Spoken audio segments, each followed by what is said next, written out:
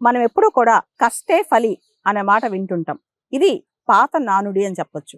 కేవలం కష్టపడితేనే ఫలితం వస్తా. ఈ భూమి మీద చాలా మంది కష్టపడుతుంటారు పొద్దు నుంచి సాయంత్రం దాకా. అందరికీ ఒకటే లెవెల్లో ఇమేజ్ వచ్చుద్దా, ఫలితం వచ్చుద్దా? ఖచ్చితంగా కష్టపడటం మాత్రమే కాదు, స్మార్ట్ వర్క్ అనేది చాలా ఇంపార్టెంట్ అనమాట. ఈ రోజుల్లో హార్డ్ వర్క్ కంటే కూడా స్మార్ట్ వర్క్ మీద మనం ఎక్కువ ఫోకస్ పెట్టాలి. అంటే ఒక పని పొద్దు నుంచి సాయంత్రం దాకా చేస్తూ ఉంటాం, జీవితాంతం చేస్తూనే ఉంటాం. అలా చేస్తూ అలానే జీవితం అంతం అయిపోద్ది. అలా కాదు, ఆ పనిని సులువుగా ఎలా చేయాలి, దానికి షార్ట్ కట్స్ ఏంటి, స్మార్ట్గా ఎలా చేయాలి, ఇవి మనం నేర్చుకోవాలి. స్మార్ట్ వర్క్కి కొన్ని ప్రత్యేకమైన టెక్నిక్స్ కావాలి.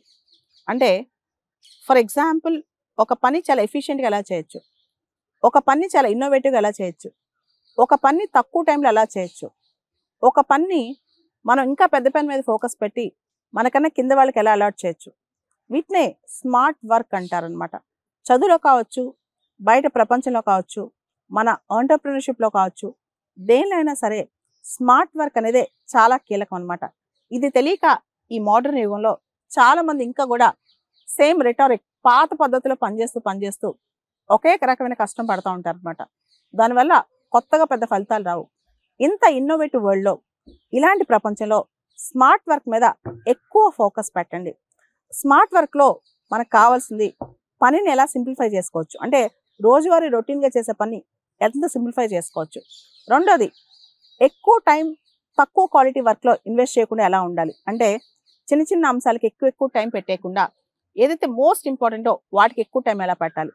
తర్వాత ఎవరు చేయని పని ఇన్నోవేటివ్గా ఎలా ఆలోచించాలి, అవుట్ ఆఫ్ బాక్స్ సొల్యూషన్స్, అంటే ఎవరు ఆలోచించిన విధంగా కొత్తగా, ఇన్నోవేటివ్గా, సింప్లిఫైడ్గా ఎలా ఆలోచించాలి.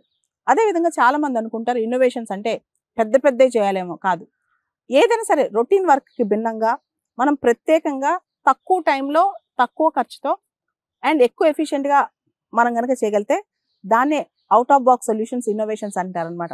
ఇవన్నీ కూడా స్మార్ట్ వర్క్. అంతేకాదు, చాలామంది ఈవెన్ ఇంట్లో మనం వంట చేసినా, ఏ పని చేసినా సరే దానిలో కూడా మనం టైం ఎంత సేవ్ చేయొచ్చు, ఎంత ఎఫిషియెంట్గా ఉండొచ్చు. సో ఎక్కువ హార్డ్ వర్క్ అనేది పాత సిద్ధాంతం.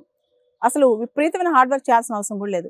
భవిష్యత్తులో మనకు ఆర్టిఫిషియల్ ఇంటెలిజెన్స్, రోబోటిక్స్ ఇవన్నీ వస్తున్న ఈ తరుణంలో మనిషి రోజుకి 15 గంటలు కష్టపడాలి, 12 గంటలు కష్టపడాలి, కష్టపడుతూనే మనిషి చనిపోవాలి, పని చేస్తూనే చనిపోవాలి, అలాంటి థీరీస్ అని పక్కన పెట్టేసండి. రాబోతున్న భవిష్యత్తు మొత్తం కూడా మనుషుల బదులు మిషన్స్ ఎలా పనిచేస్తాయి, వాటి చేత ఎలా పని చేయించుకోవాలి, దాంతోపాటు తక్కువ టైంలో ఎక్కువ ప్రోడక్ట్ ఎలా తీసుకురావాలి, స్మార్ట్గా ఎలా ఉండాలి, లైఫ్ని హ్యాపీగా ఎలా లీడ్ చేయాలి, ఆ లైఫ్లో క్వాలిటేటివ్ లైఫ్ని ఎలా లీడ్ చేయాలి, ఇదే స్మార్ట్ లైఫ్ అనమాట. Smart work. స్మార్ట్ లైఫ్ అంటే ప్రతిదీ సింప్లిఫై చేసుకోవడం, ప్రతిదీ వీలైనంత వరకు డెలిగేట్ చేసుకోవడం, మనం చేసే పనులు మనం చేసుకుంటూ పోవటం, దాంతోపాటు మనకి ఆనందాన్ని ఇచ్చే పనులు మనం చేయటం.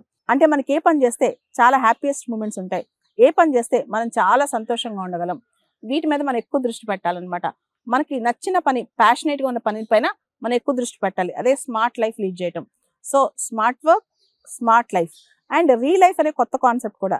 రీ లైఫ్ అంటే చాలా వరకు మనం ఇప్పటి వరకు జరిగిపోయిన లైఫ్ మొత్తం ఒక ఎత్తు అయితే, ఈ రోజు నుంచి కొత్త జీవితం స్టార్ట్ చేయటం, స్మార్ట్గా, తెలివిగా, ఉత్సాహంతో, యాక్టివ్గా, మళ్ళా ఇంకొక 10 ఏళ్ళు పాత లైఫ్ మనం తిరిగి వచ్చేస్తే మళ్ళీ ఏం మార్చుకుంటాం, ఎంత యాక్టివ్గా ఉంటాం, ఇదంతా కూడా రీ లైఫ్ అనమాట.